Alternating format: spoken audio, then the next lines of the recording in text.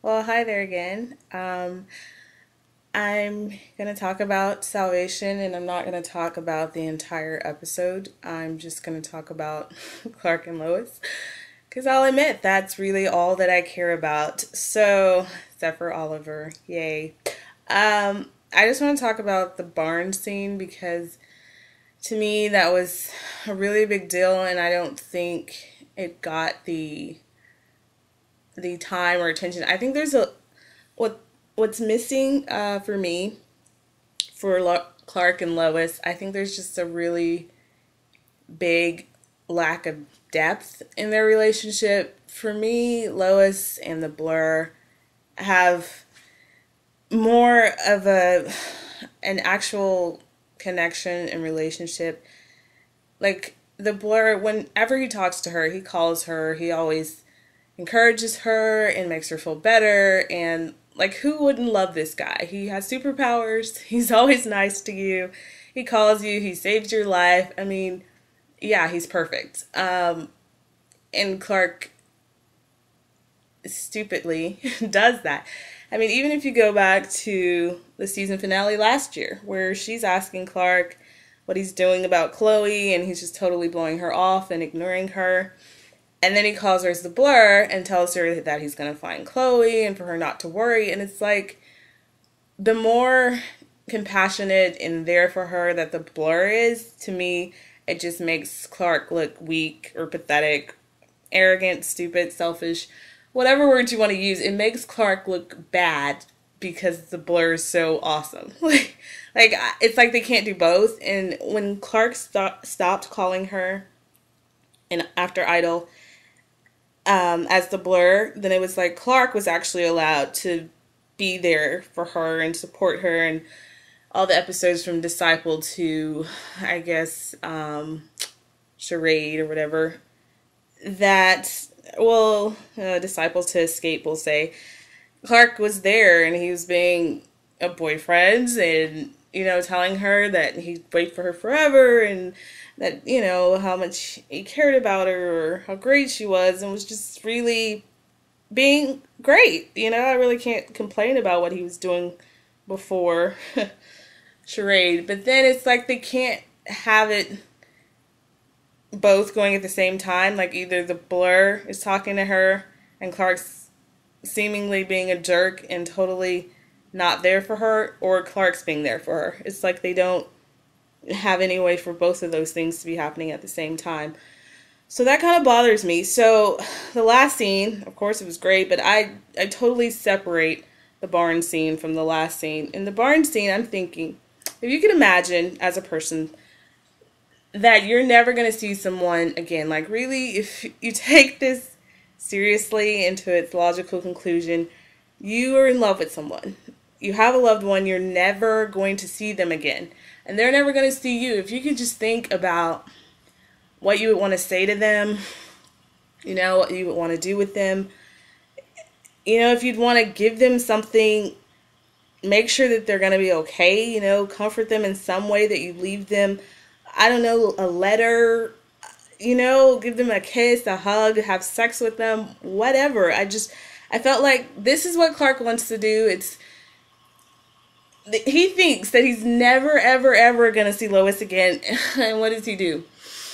He's going to tell her, oh, you know what, I really needed you. And good luck in Africa.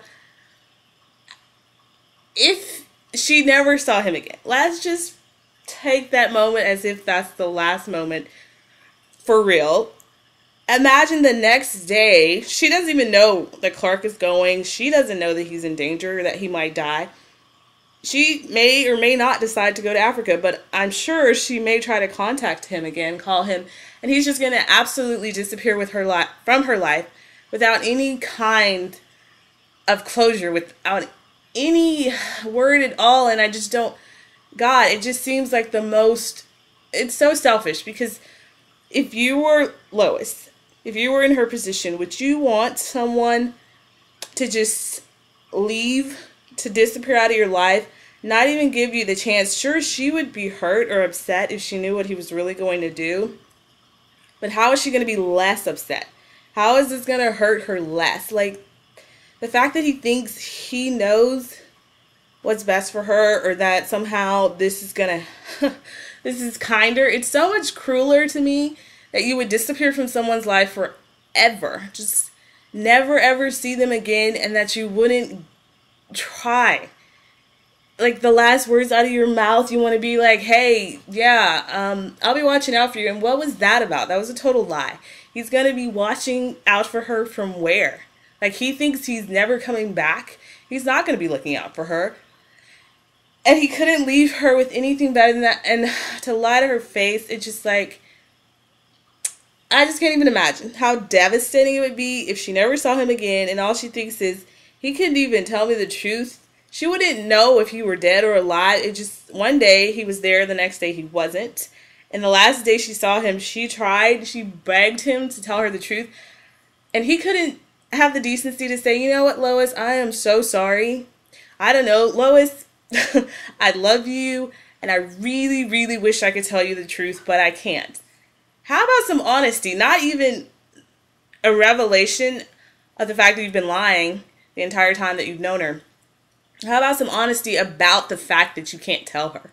Like, to me, just, that would be so much more decent if he would have said, I'm sorry, but I can't tell you the truth. I really wish I could, but it's just, right now, I can't tell you the truth. But something else that he could have done for her. Oh my God, I just can't believe that is how they wrote him. That is how he was going to leave their relationship, like, forever. So to me, that's just more of the same, honestly. I think that Clark just doesn't think things through, or I can't get over the fact that he was going to leave her forever, and that was going to be the last thing he was going to say to her or do with her. Just give her a hug and send her on her way. And he told Oliver, after all that we've been through, how could I just tell her who I am and then rip it away from her? You could tell her everything. You could do whatever you wanted. The last thing you want to do is just be like, more lies. Oh, God, okay. Sorry, I'm going to stop ranting now.